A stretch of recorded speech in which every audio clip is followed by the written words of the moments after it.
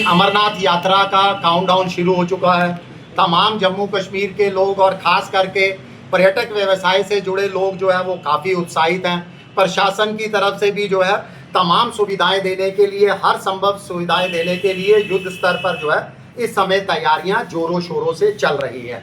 देखिए, जहां तक जम्मू कश्मीर की अर्थव्यवस्था का सवाल है तो बहुत हद तक हमारी अर्थव्यवस्था भी जो है पर्यटक और यहाँ आने वाले धार्मिक यात्रियों पर टिकी हुई है। हालांकि पिछले साल जो 22 अप्रैल को पहलगाम हमला, वो काला दिन और वो नापाक कृत्य अगर याद करें तो अब उस समय हमारी अर्थव्यवस्था जो है वो काफ़ी हद तक प्रभावित हुई थी। हालांकि उसके तत्काल बाद जो 7 मई को ऑपरेशन सिंदूर चलाया गया उसमें स्थितियां काफ़ी ज़्यादा बदली, मगर अभी तक हमारी अर्थव्यवस्था पूरी तरह से जो है वो पटरी पर नहीं लौटी है। हालांकि पूरी उम्मीद है कि इस बार जो अमरनाथ यात्रा होगी रिकॉर्ड संख्या के अंदर होगी। रिकॉर्ड संख्या में जो है श्रद्धालु जम्मू कश्मीर का रुख करेंगे और हमारी जम्मू कश्मीर की अर्थव्यवस्था को एक विशेष गति और एक बूस्ट जो है वो मिलेगा। आज आप लोगों के माध्यम से शिवसेना यूबीटी जम्मू कश्मीर इकाई प्रशासन के समक्ष, सरकार के समक्ष, श्राइन बोर्ड के समक्ष और विशेष तौर पर जम्मू कश्मीर के माननीय उपराज्यपाल जी के समक्ष, जो कि अमरनाथ श्राइन बोर्ड के चेयरमैन भी है, मांग करती है कि यात्रियों को देने वाली सुविधाओं को लेकर, उनको सेवाओं से लेकर जितने भी आप आउटसोर्स करते हो, जो टेंडर निकालते हो, उसके अंदर मात्र और मात्र प्राथमिक स्थानीय लोगों को जो है वो दी जानी चाहिए।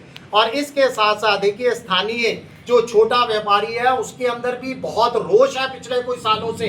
जो घोड़ा सप्लाई करते हैं, जो पिट्ठू वाले हैं, जो बिस्तर, जो टेंट देते हैं, बिस्तर देते हैं, शौचालय की व्यवस्था करते हैं, उनका आरोप है कि पिछले कुछ सालों से बड़े ठेकेदारों और बाहरी ठेकेदारों को जो है तमाम टेंडर आवंटित कर दिए जाते हैं। ये लोग जो है, छोटा व्यापारी हाथ मलता रह जाता है।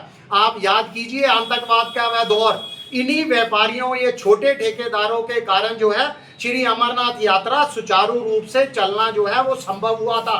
बहुत अहम रोल निभाया था इन्होंने।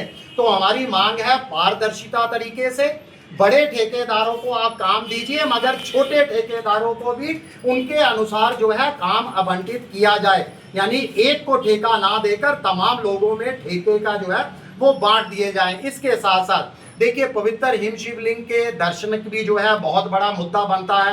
पिछले कुछ सालों से आप लोगों ने देखा है कि यात्रा अवधि के पहले 2 सप्ताह में लगभग 15 से 20 दिन के अंदर पवित्र हिम शिवलिंग जो है वो अंतर ध्यान हो जाते हैं, जिससे आखिर में आने वाले या 15-20 दिन के बाद जो यात्री यहाँ आते हैं, जो श्रद्धालु आते हैं, वो निराश होते हैं, उनको दर्शनों का सौभाग्य नहीं प्राप्त होता। हमारी मांग है कि अगर आपने इस बार 59 दिन की 59 डेज की यात्रा निर्धारित की है, वो स्वागत योग्य है, मगर पवित्र हिम शिवलिंग के जिसका दर्शन करने के लिए दूर दूर से लोग और लाखों की संख्या में जो श्रद्धालु आते हैं, वह निराश ना हो, इसका विशेष ध्यान रखा जाए। यानी पवित्र हिम शिवलिंग को यात्रा के आखिरी दिन तक पूरी तरह से या दर्शनों के लिए सुरक्षित बनाया जाए।